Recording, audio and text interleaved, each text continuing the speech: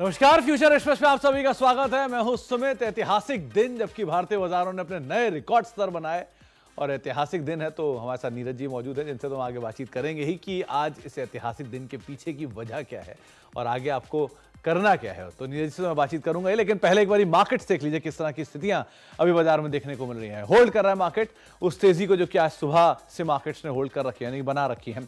23,225 intraday high 23,338 के आसपास का और 23,200 यानी 100 अंक दूर इंट्राडे हाई या ऑल टाइम हाई से मार्केट अभी कामकाज कर रहा है। 700 अंकों की शानदार तेजी निफ्टी के अंदर है।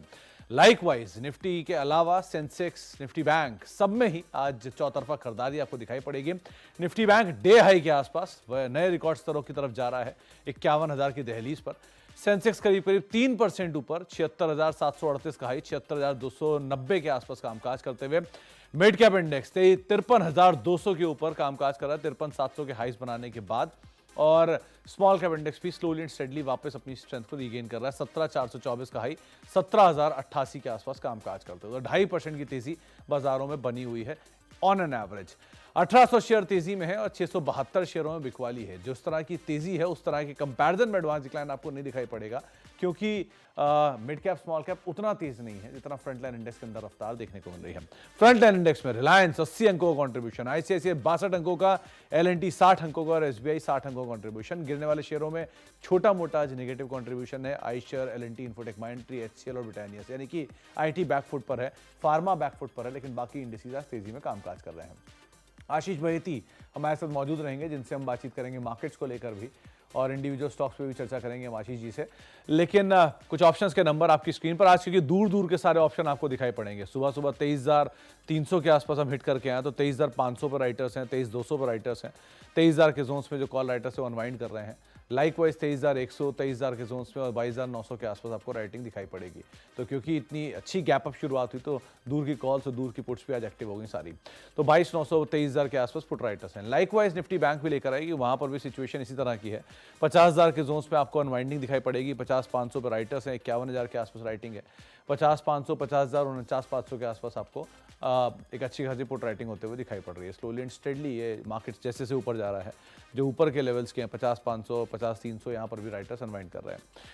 हीट मैप पूरी तरह से बुलिश, 144 शेयर लॉन्ग है, 32 शेयरों में शॉर्ट कवरिंग है, सिर्फ 6 शेयर शॉर्ट में है और 1 शेयर जो कि अनवाइंडिंग में आज कामकाज करता हुआ आपको दिखाई पड़ेगा। लॉन्ग्स और शॉर्ट कवरिंग कहां पर हो रही है वो भी देख लीजिए।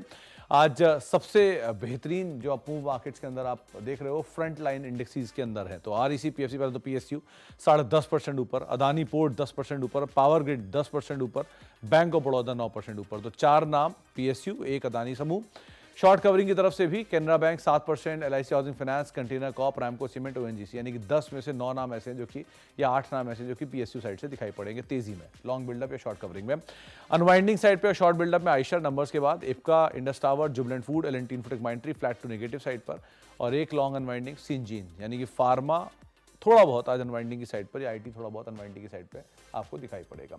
इस पर हम आगे भी आशीष जी से बातचीत करेंगे, लेकिन आज के लिए सबसे बड़ा ट्रिगर जो है वो है एग्जिट पोल के नंबर्स। और कल जो एग्जिट पोल के नंबर्स आए उसके बाद भारतीय बाजारों ने आज बढ़िया रफ्तार भी पकड़ ली है। नीरज जी से उस पर बात करना बहुत जरूरी है।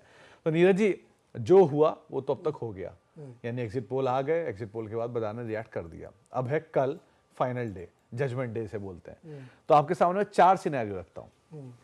पहला सिनेरियो कि जो पिछली बार की सीटें थी बीजेपी की एंड एनडीए की, वही सीटें आती हैं, ठीक है। दूसरा सिनेरियो, जो बीजेपी की सीटें थी वो तो आती हैं लेकिन एनडीए अपना वो जो मुकाम था वो हासिल नहीं कर पाता है, या कॉन्ट्ररी मान लो कि बीजेपी मुकाम हासिल नहीं कर पाता, एनडीए हासिल कर लेता है। तीसरा सिनेरियो कि दोनों ही हासिल कर जाते हैं और उस नंबर को भी एक्सीड कर जाते हैं। और लास्ट सिनेरियो कि दोनों ही वो हासिल नहीं कर पाते, जो जिसकी उम्मीदें बहुत कम लग रही हैं सो फार। सो इन चारों सिनेरियो में पहले 2 सिनेरियो जिनकी पॉसिबिलिटी काफी ज्यादा है कि बीजेपी शायद हासिल कर पाए, शायद ना कर पाए, एनडीए शायद हासिल कर पाए, शायद ना कर पाए। तो इन दोनों सिनेरियो में क्या होगा? देखिए, पहला सिनेरियो आपने कहा कि पिछले बार की तरह हो, यानी 354 एनडीए की हो और 303 उसमें से बीजेपी की हो। ये पिछले बार 2019 का रिजल्ट था। अगर इसी के आसपास आता है, 1-2 सीट दाएं बाएं होती हैं, तो मार्केट जो आज इसने और जो कल वो गैप अप बनाएगा उसको मेंटेन करेगा। नहीं, तो उसमें बीजेपी की सीट और एनडीए की सीट, हाँ वही मैं कह रहा हूँ। तो मैं कह रहा हूँ बीजेपी की सीट, अगर आप कह रहे हो कि अगर पहला सिनेरियो सेम रहती है, ठीक है, तो पहला सिनेरियो अगर सेम रहती दोनों 354-55 के आसपास और 303 के आसपास, तो जो गैप अप आज बना, जो गैप अप कल बनेगा, वो होल्ड करेगा, उसमें कोई बहुत दिक्कत नहीं आएगी। ठीक है। दूसरा सिनेरियो है कि एनडीए का नंबर तो उतना ही रहता है, लेकिन बीजेपी कम होती है। आप ये करो 303 से 303 नीचे जाती है, तो आपको ये जो गैप अप बना ये गिरता हुआ दिखेगा। ठीक है। क्यों? क्योंकि बीजेपी, एनडीए तो उतना ही है, लेकिन बीजेपी की सीटें कम हो रही हैं, तो इसलिए वो मार्केट थोड़ा सा उसको बेचने की कोशिश करेगा।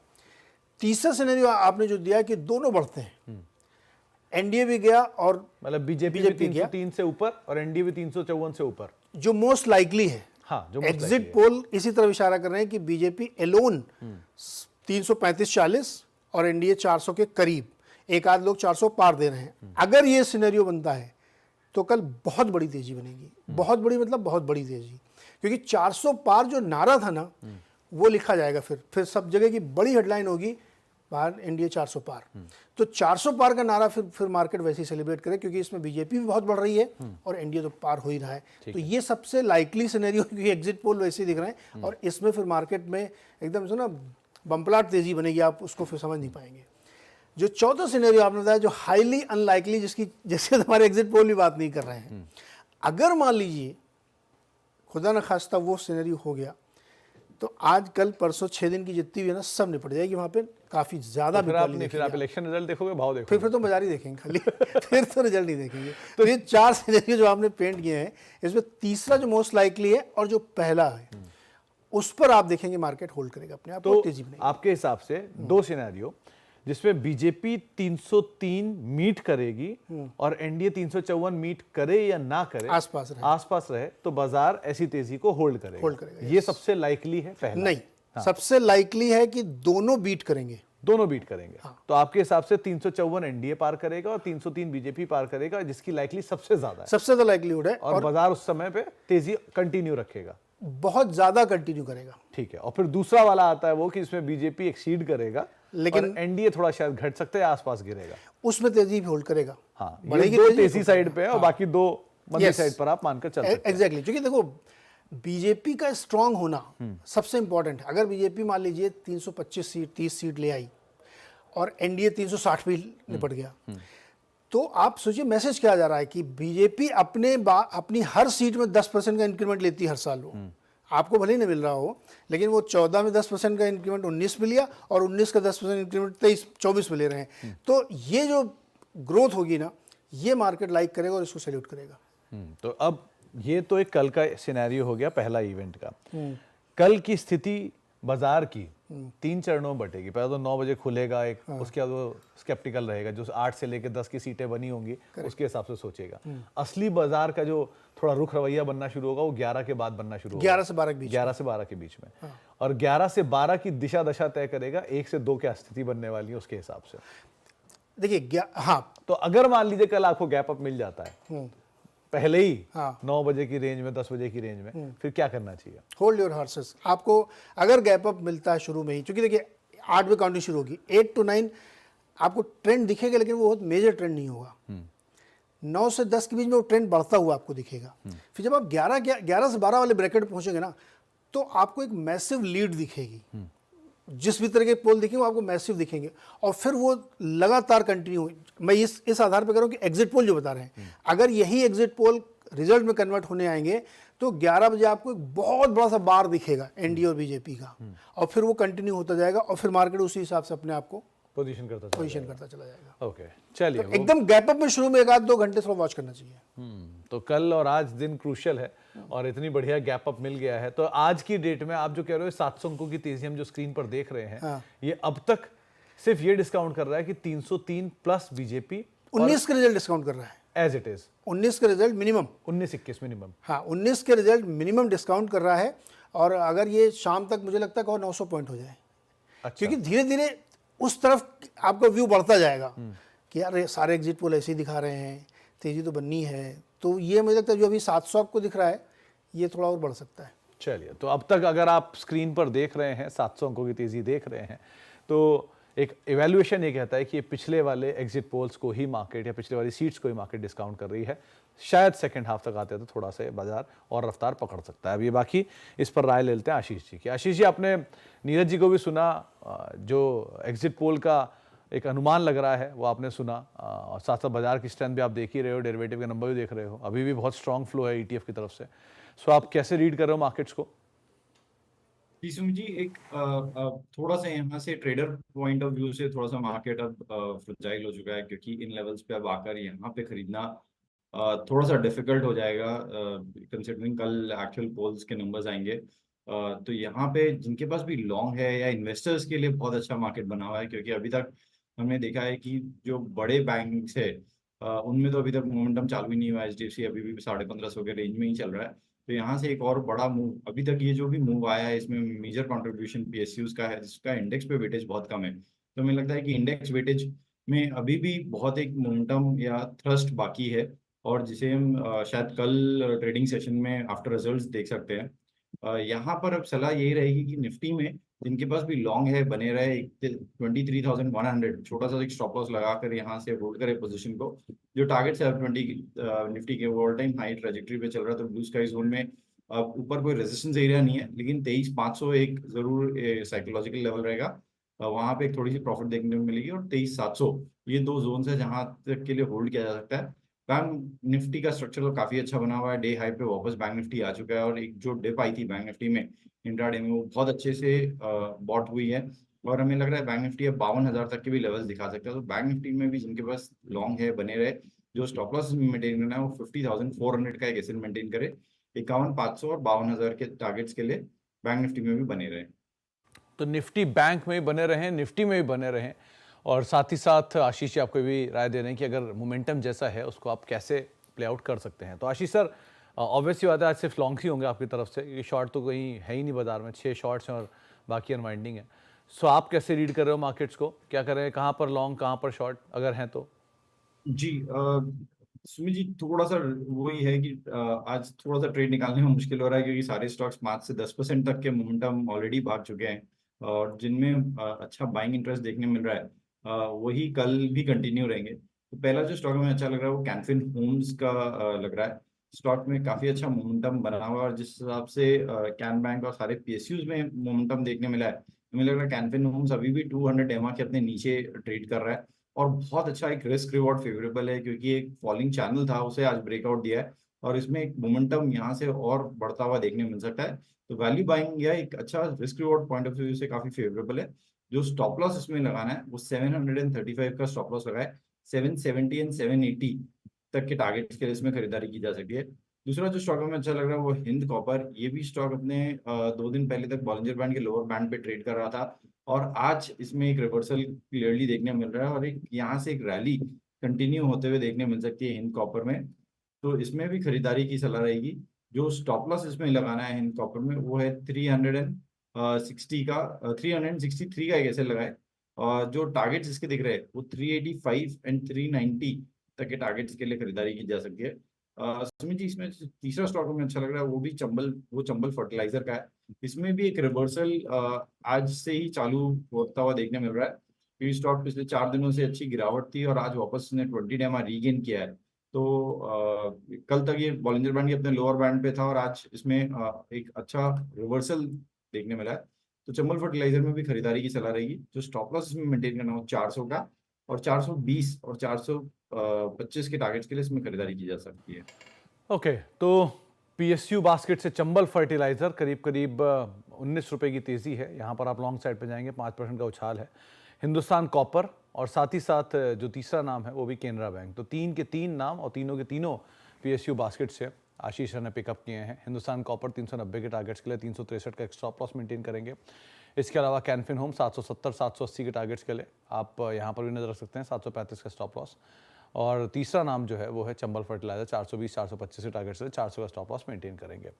आशीष सर, एसबीआई ये पहला नाम रहेगा, और रिलायंस, क्योंकि रिलायंस पे आप कई बारी पैरवी कर चुके हैं स्टॉक की, और आपने ही कई बार इस पर राय दी थी, जो आपके टारगेट्स हैं वो भी शायद अचीव हो चुके हैं। सो रिलायंस और एसबीआई, इन दोनों में क्या करें? एसबीआई 8 लाख करोड़ की मार्केट क्या पार कर गया, क्या करा जाए इन दोनों में? जी, बहुत अच्छा चार्ट सेटअप बना हुआ है एसबीआई का, फ्रेश ब्रेकआउट है, और जिस हिसाब से एसबीआई का कंसोलिडेशन चल रहा था ऑलमोस्ट मई से लेकर पूरे मई में एक कंसोलिडेशन किया एसबीआई ने और आज ब्रेकआउट मिला है, ऑल टाइम हाई पे ट्रेड कर रहा है और हमें लग रहा है कि 1000 का जो जोन है वहां तक एसबीआई जाते हुए देखने मिल सकता है। तो जिनके पास भी लॉन्ग है या कोई भी डिप आती है तो एसबीआई जरूर ऐड करे। व्यू अब यहाँ से एसबीआई के लिए जो है करीब करीब आप 1 से 2 साल का व्यू रख के इसमें पोजीशन बनाएं। ट्रेडिंग पर्सपेक्टिव से अब एसबीआई नहीं देखे, लेकिन इसको लॉन्ग टर्म के हिसाब से अब हम एसबीआई को कंटिन्यूसली रिकमेंड कर रहे हैं। और जो इसमें स्टॉप लॉस लगाना है, छोटा सा स्टॉप लॉस लगाना है 860 का, और पहला जो टारगेट है 950 के और 1000 के टारगेट्स के लिए इसमें खरीदारी करने की सलाह रहेगी। तो एसबीआई को आप लॉन्ग रखिए, लेकिन अभी इन्वेस्टमेंट ग्रेड स्टॉक है, वैसे भी इन्वेस्टमेंट ग्रेड स्टॉक है, लेकिन अभी के लिए ट्रेडिंग के लिए नहीं, हाँ इन्वेस्टमेंट के लिए आप इसको जरूर ध्यान में रख सकते हैं। एसबीआई 900 के आसपास सोफार कामकाज कर रहा है। एक ब्रेक का वक्त है, लेकिन ब्रेक के बाद लौटेंगे। आशीष जी हमारे साथ बने रहेंगे, उनसे हम बातचीत करेंगे कोई एक सस्ते ऑप्शन को लेकर भी और कुछ और स्टॉक्स भी हैं, उस पर चर्चा करते हैं छोटे से ब्रेक के उस पार।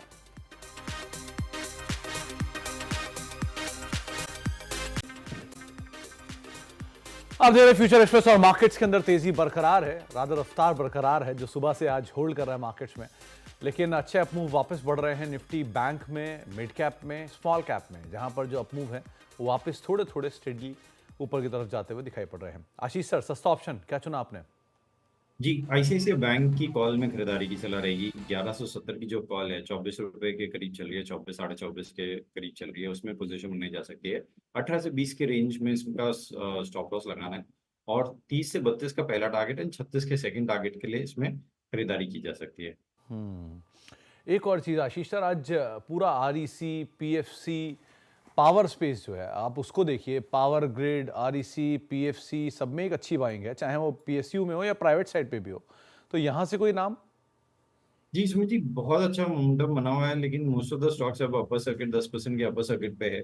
तो इसमें से शायद टाटा पावर में एक ध्यान दिया जा सकता है, जिसमें वैसा मोमेंटम नहीं है, 4.25% का मोमेंटम बना हुआ है और अपना जो रिसेंट हाई था 3 मई का, उस जोन पर आया है। तो इसका अगर ब्रेकआउट सस्टेन करता है तो इसमें 480 तक का लेवल देखने मिल सकता है। तो इन लेवल्स पे टाटा पावर अच्छा लग रहा है हमें, कंसिडरिंग जो सेक्टर टेलविंड इतनी स्ट्रांग बनी हुई है। स्टॉप लॉस इसमें मेंटेन करना है, वो 450 450 का एसएल मेंटेन करे एंड 480 तक के टारगेट के लिए इसमें पोजीशन बनाई जा सकती है। टाटा पावर करीब करीब 464 465 के आसपास के हाईज हैं, उसी के आसपास सस्टेन करता हुआ दिखाई पड़ रहा है। एक अच्छे अपमूव यहाँ पर भी आते हुए दिखाई पड़ रहे हैं।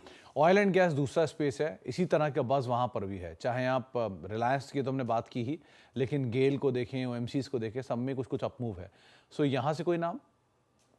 जी सुमित जी, इनफैक्ट बीपीसीएल हमारा सुबह मॉर्निंग का कॉल था और जिस हिसाब से जब ये कॉल दिया गया था तब आई थिंक 2-2.5% के करीब का मूव बना हुआ था। वहां से एक बहुत अच्छा मूव ऑलरेडी मोमेंटम हमने देखा बनते हुए। बीपीसीएल इन लेवल्स पे भी पोजीशन ऐड की जा सकती है, जिनके पास सुबह का लॉन्ग है वो बने रहे इसमें। 660 के करीब का एक स्टॉप लॉस रखे बीपीसीएल में, 690 के टारगेट के लिए इसमें खरीदारी की सलाह रहेगी। 690 के टारगेट्स के लिए खरीदारी करके चलने की राय बीपीसीएल में आपको दी जा रही है। बहुत बहुत शुक्रिया आशीष सर हमारे साथ मौजूद रहने के लिए, और एक बार फिर से बहुत बहुत शुभकामनाएं। आज नया ऑल टाइम हाई बनाया, उम्मीद करते हैं ये शेयर कल भी कैरी होता हुआ दिखाई पड़ेगा। सो बहुत बहुत शुक्रिया हमारे साथ मौजूद रहने के लिए और बाजार पर बातचीत करने के लिए, सभी शेयरों पर अपनी रणनीति रखने के लिए। एक ब्रेक का वक्त है, ब्रेक के बाद लौटेंगे और आशीष आपके साथ मौजूद रहेंगे सास बहू और सेंसेक्स लेके। ये सस्ता ऑप्शन आपकी स्क्रीन पर है, 32 से 36 रुपए के टारगेट्स के लिए आईसीआईसीआई बैंक की जून की 1170 की कॉल पे आप नजर रख सकते हैं। 18 का एक स्टॉप लॉस मेंटेन रखिएगा।